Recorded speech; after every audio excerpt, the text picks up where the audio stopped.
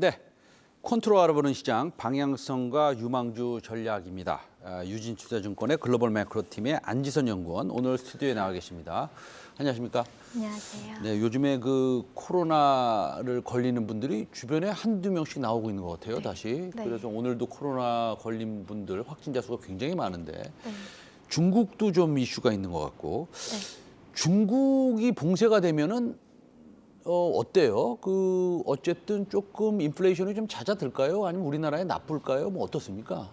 네, 제가 지난주에도 말씀드렸다시피 지금 이제 화두가 되고 있는 거는 인플레이션이 잡히느냐보다는 경기 침체에 대한 우려로 넘어왔다고 말씀을 아하. 드렸었는데, 그래서 그 상하이 봉쇄가 다시 시작된다면 경기 침체 우려가 조금 더 심화될 수 있기 때문에 아하. 네, 그게 좀 안 좋게 작용할 수 있는 네. 그런 점이 있습니다. 저도 지금 오미크론 BA.5 확산되고 있는 거에 걸렸었는데 네네네. 조금 더 아픈 것 같더라고요. 어허. 그냥 오미크론보다도. 아, 그래요? 네. 목이 좀 아프셨어요? 네, 인후통이 더 심하게 와서. 아, 알겠습니다. 네. 이거 뭐 조심해야 되는데. 자, 내일 모레, 그러니까 한 24시간 지나서 한 몇 시간 더 지나면 네. CPI가 이제 나오잖아요. 네, 이제 맞습니다. 장 전에 나온다고 그러더라고요. 네. 예, 이제 딱 우리가 볼 수 있는데. 근데 이제 아까 제가 오프닝 때 말씀드렸다시피 백악관에서는 highly elevate 돼 있다. 그러니까 굉장히 높아졌다. 네. 약간 폭증했다. 예, 뭐 이런 느낌을 좀 받았어요. 네. 그러면 미리 이제 시장에 얘기를 하는 것 같아요. 지금 컨센서스보다 조금 더 높게 나올 수 있어. 네, 이렇게 약간 경고를 하는 것 같고. 그러나 그것은 완전히 과거 데이터니까 그런 얘기는 안 했지만 걱정하지 말라 얘기는 안 했지만 가로치고 걱정하지 말라 가로 닫고 네. 뭐 이런 신호를 보내는 것 같아요. 네, 어떻게 맞습니다. 생각하세요? 하도 이제 매크로 지표에 따라서 네. 주가 시장이 엄청나게 굉장히 급등락을 반복을 하다 보니까 네네. 그런 신호를 보내는 건 맞다고 생각을 하고요. 그래서 지금 이제 저희가 바라봐야 되는, 주목해야 되는 점은 이제 2분기 실적 시즌이라고 보고 있습니다. 한 가지 더요. 네. 요번에 이제 뭐 9%가 나오든 9.1이 나오든 네. 아니면 컨센서스대로 8.8이 나오든 네. 요 데이터가 정점일 것 같은데 네, 첫 번째 그렇게 맞습니다. 생각하시든지 네. 그러면은 주식 시장에 약간은 단기적인 변곡점이 될 수 있을 건지 그거에 대해서 의견 묻고 싶습니다. 일단 지금 국내 시장으로만 말씀을 드리면 네. 사실 주가가 거의 대부분 다 반영했다라고 생각을 하고는 있습니다. 지금 사실 국내 시장은 뭐 상대적인 그런 지표로도 봐도 다른 전 세계 시장보다 MSCI 뭐 세계 지수 상대 강도를 봐도 2020년 3월 코로나 그 수준까지 네. 내려왔거든요. 그리고 국내 시장이 이익 추정치나 뭐 이런 부분, 경기 침체 우려도 근데 긴축 속도나 이런 부분보다도 주식 시장이 그걸 반영하는 속도가 훨씬 더 빨랐기 때문에 지금 과매도 현상이 지속되고 있다라고는 보여지고 있습니다. 그래서 주식 시장에 어떤 영향을 미칠 것이냐를 봤을 때는 사실 여기서 더 빠질 곳도 없다라는 게 의견이긴 합니다. 근데 지금 현재 네, 실적 시즌이 시작된 네. 거를 좀 살펴보면은요. 네네. 지난주에 7월 7일 삼성전자 2분기 잠정 실적이 발표됐잖아요. 네, 네. 근데 삼성전자 주가가 말씀드렸다시피 이미 많이 하락해 있었기 때문에 주식시장 반응은 나쁘지가 않았거든요. 네. 네, 그래서 미국이랑 다른 이제 미국들도 은행주를 비롯해서 미국 기업 실적 시즌이 본격화되고 있는 상황입니다. 네. 그래서 S&P 500 기업들의 2022년, 2023년 EPS 추정치를 보면 하향 조정되는 모습은 포착되지 않고 있고요. 근데 코스피 같은 경우에는 6월 달부터 계속해서 하향 조정, 6월 중순부터는 하향 조정 추세가 이어지고 있습니다. 그리고 어제 뉴욕 증시에 네. 조금 지켜볼 만한 점들이 있어가지고 네. 어떤 것들을 지켜볼 만한 점이 있었어요? 네, 특징적인 점이 몇 가지가 있었는데요. 일단은 어제 뉴욕 증시가 빠지면서 지금 코스피도 많이 빠지고 있는 상황인데 뉴욕 증시가 긴축이나 경기 침체 우려가 좀 혼재되면서 기술주 중심으로 빠졌다는 거. 네. 네, 최근 들어서 기술주나 건강관리주 중심으로 올랐었는데 그 부분이 좀 반등해서 좀 빠지는 흐름이 보였다는 점이 특징적이었고 또 미국 미 국채 수익률이 이제 침체 우려를 더 강하게 반영을 하면서 하락을 하는 모습을 보였습니다. 10년물 전일 대비 8bp 하락한 2.99%에 마감을 했고요. 달러 인덱스는 1.13% 급등을 하면서 20년 만에 108포인트 선을 넘어섰습니다. 이 달러 인덱스가 108포인트 선을 넘어섰다는 게 20년 만이라는 것이 좀 특징적이었던 점이고요. 또 중국이랑 아시아 국가에서 코로나가 재유행한다는 점, 투자 심리 위축에 좀 일조하고 있다는 점이 좀 특징적인 점이어서 이런 부분을 조금 더 고려를 해봐야 된다. 지금 환율 같은 경우에 제가 그 하반기에 1,300원을 전망을 한다고 말씀을 드렸었는데 그 1,300원 위로 올라서서 조금 더 유지되고 있는 모습을 지속 중이기 때문에 달러 인덱스도 계속해서 지켜봐야 되는 매크로 지표다라고 판단을 하고 있습니다. 네, 그 안지선 연구원 지금 말씀하신 것들을 제가 조금 하나하나 좀 살펴보면 네. 일단은 주식시장은 너무나 빨리 하락을 했기 때문에 거의 다 모든 것을 반영했다. 네. 이렇게 말씀을 하셨어요. 네. 그러면서 경기 침체에 대한 우려를 갖다가 또 거기다 더해서 추가로 말씀을 하셨어요. 네. 그러니까 우리가 조금 약간 헛갈립니다. 안지선 연구원의 코멘트가. 네네. 그러면 우리가 이제 좋은 점만 보면 네. 인플레이션은 6월 달 이제 내일 모레 나올 데이터가 정점이니까 네, 일단은 피크아웃 네. 될 것 같다는 생각이 확률이 굉장히 높고 네, 맞습니다. 그다음에 실업률은 거의 뭐 퍼펙트 고용 아닙니까? 완벽한 고용인데 그게 조금 올라가면 네.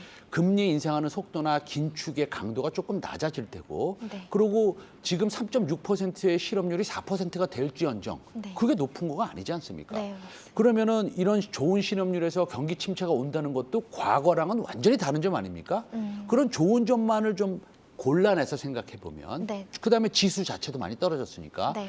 그러면 이제는 조금 좋아지지 않겠냐라는 생각을 하는 건데 너무 위험한 생각입니까? 너무 위험한 생각은 아니라고 생각을 하고요. 네. 사실 지금은 좀 그러니까 과매도 상태라고 말씀을 드렸잖아요. 그래서 지금 단기 반등을 좀 기대해 볼 만하다라고 판단을 하고 있는데 지금 말씀드렸다시피 왜 경기 침체 우려를 얘기를 하면서 지금 다 반영을 했다라는 거를 공존을 해서 얘기를 드리냐면 지금 경기 침체 우려가 지금 2분기부터는 반영이 돼서 숫자에 반영이 돼서 나올 거기 때문에 그게 이제 기업 실적이 좀 줄어드는 모습을 이제 2분기부터는 줄 것 같습니다.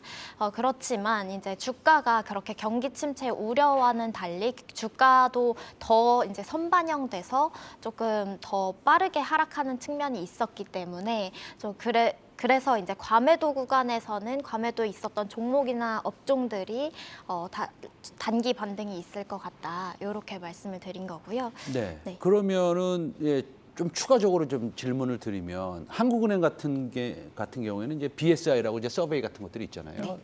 이런 서베이를 하면 기업 매출의 전망이 뭐 사실 그렇게 나빠지고 있지 않아요. 네. 뭐 괜찮다 이런 얘기를 하는 기업들이 많아요. 네. 그렇기 때문에 이런 수익성 악화가 조금이라도 있다면 앞으로 있을 예정이라면 네. 그게 주가에 다 선반영됐다라는 말씀이신가요? 네. 네, 선반영이 많이 된 것 같다라고 판단을 하고 있고요. 사실 지금 시점에서는 과매도 구간에 해당하는 것이 맞다라고 판단을 하고 있고 말씀하셨다시피 한국은행 BSI 서베이에 따르면은 기업 매출의 경우에 전망은 나빠지지는 않고 있습니다. 매출에 관련해서는 그런 거고요. 지금 주가가 많이 빠졌던 이유는 국내 주가는 매출 전망에 비해서 급격하게 하락하는 모습을 보였는데 네. 비용이 증가하는 것, 그러니까 아하. 수익성에 대한 우려가 있었기 때문입니다.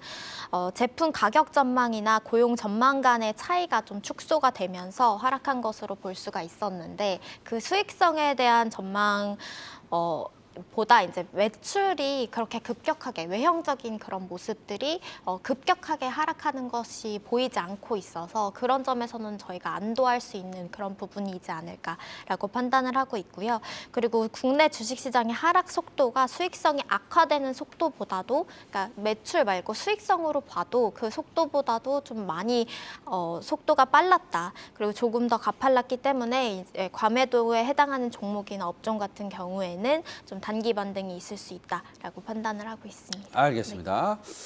자, 단기 반등이 있을 수 있다. 뭐 이렇게 결론을 짓고 계시는데, 자, 수급에 대해서 한번 여쭤볼게요.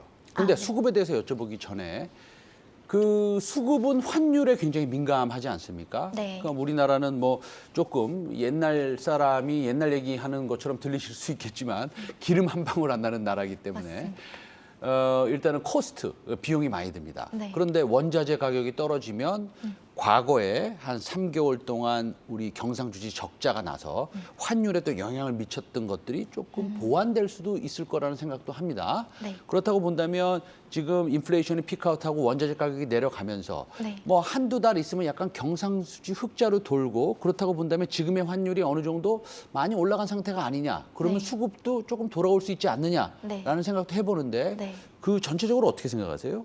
네, 그래서 연초에 이 경착륙에 대한 그런 부분에 대해서 계속 언급을 했었던 적이 있었거든요. 네. 그게 원자재 가격이 정상 범위로 돌아왔을 때를 얘기를 했었는데 아하, 네. 계속해서 그 부분이 지켜지지 않고 있기 때문에 원자재 가격이 피크아웃이 말씀하신 것처럼 피크아웃이 되고 좀 안정되는 흐름이 보인다면 사실은 문제될 게 없지만 이제 원자재 가격이 그 정상 범위 내로 돌아오지 않는 것이 문제가 계속해서 이어지고 있는 거잖아요. 그래서 그런 부분은 지속해서 봐야 되는 측면이 있다. 어떻게 전망을 저희는 그래도 보수적으로 좀 아직까지는 하고 있는 편이고요. 네네. 수급적으로 보면은 사실 투자 주체별로 봤을 때 외국인이 환율이 오른 것만큼 빠져나가지는 않고 있습니다. 네네. 네, 그동안 너무 많이 빠져나갔기 때문에라고 보고 있고요.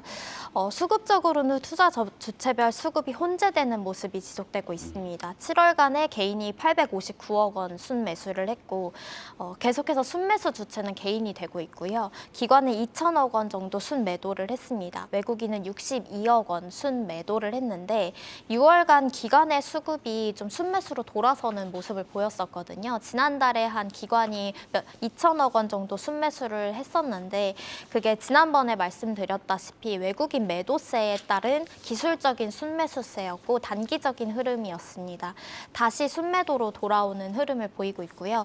외국인의 순매수 업종의 변화가 좀 특징적입니다. 6월 마지막 주부터 건강관리 업종에 대한 순매수세가 이어지고 있습니다. 이제 외국인의 건강관리 업종에 대한 순매수세가 좀 이어지고 있다는 점. 건강관리가 헬스케어 바이오 말씀하시는 네, 거죠? 맞습니다. 네, 그리고 7월 달에 들어서는 지금 10일간이 지났는데 이런 남짓한 기간 동안에 IT 가전에 1,000억 원 정도의 이상의 순매수세가 좀 들어오고 있습니다. 중국 관련해서도 IT 가전 쪽에 좀 순매수세가 외국인들이 들어오고 있는 걸로 확인이 되는데 국내 증시에서도 IT 가전에 외국인 순매수세가 좀 집중되고 있다라고 판단을 하고 있습니다. 알겠습니다. 요즘 보면은요, 기관, 외국인, 공이 그 순매수 탑5를 보면 네. 예, 그 바이오 종목들이 굉장히 많더라고요, 요새. 맞습니다. 뭐 코로나가 다시 창궐해서 그런 것 같지는 않고요. 네. 그와 관련 없는 뭐 예를 들어서 표적 항암제를 개발하는 회사라든지 네. 뭐 이런 회사들의 모멘텀이 조금 있는 것 같습니다. 예. 자, 마지막으로 우리가 7월 달 조금 이제 지났는데 자, 오늘이 CPI가 나왔다고 칩시다. 네. 가정을 한번 해보고 자, 네. 전략을 어떻게 짜야 됩니다. 이제 봐야 되는 업종 전략을 네. 조금 말씀을 드리면은 네. 국내 주식시장에서 과매도에 따른 반등 시도를 이어갈 것으로 예상을 하고 있는데 이런 반등 국면에서 주가 하락폭이 컸던 업종에 관심이 필요할 것으로 보이고 있고요. 연초 대비 주가 하락폭이 크면서도 최근 한 달간의 주가가 올랐거나 하락폭이 축소된 업종이 좀 대상이 될 수 있을 것 같습니다. 국내에서 관심 가져볼 만한 섹터는 디스플레이, 소프트웨어, IT 가전, 건강관리, 반도체, 자동차 업종이고요.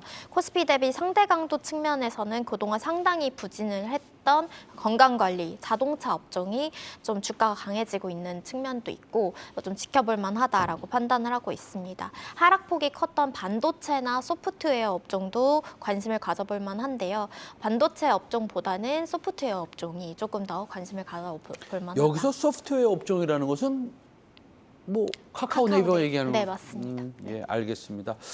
자, 그럼 굉장히 많이 빠진 것부터 사라. 네. 뭐 이런 말씀이시네요. 네.